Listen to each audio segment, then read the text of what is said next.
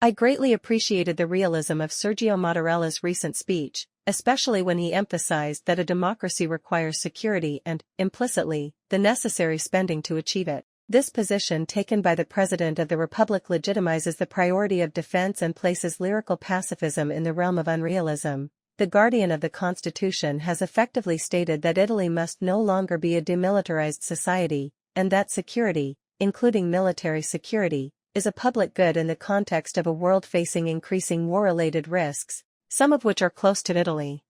I recall working with Paolo Savona and his emphasis on the concept of public good, which I interpreted as a financial product capable of combining social utility with economic productivity.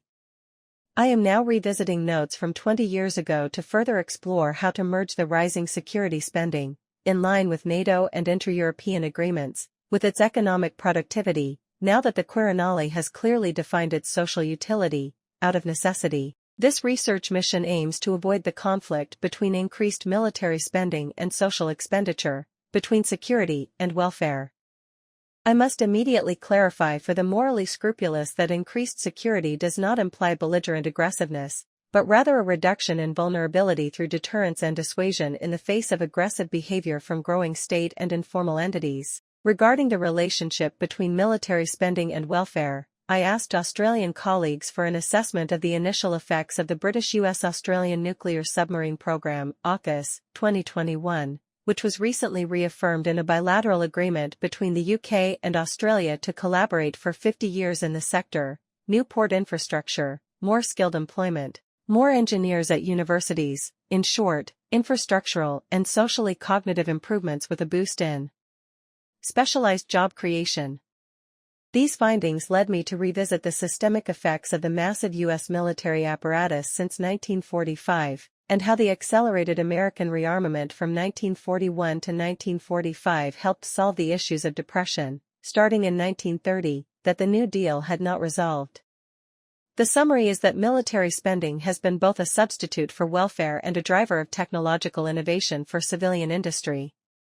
This led me to the abstract classification of dividing military spending into horizontal and vertical categories. The former entails more public wages and the qualification of personnel, which can be defined as a form of welfare.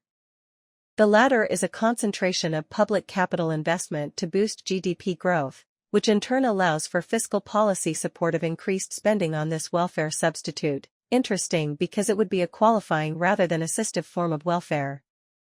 The developments of this research direction are compatible with the rise in security spending in relation to the Russian threat in the Baltic states, which, according to early data, has a significantly stimulating effect on the civilian economy, especially in Germany.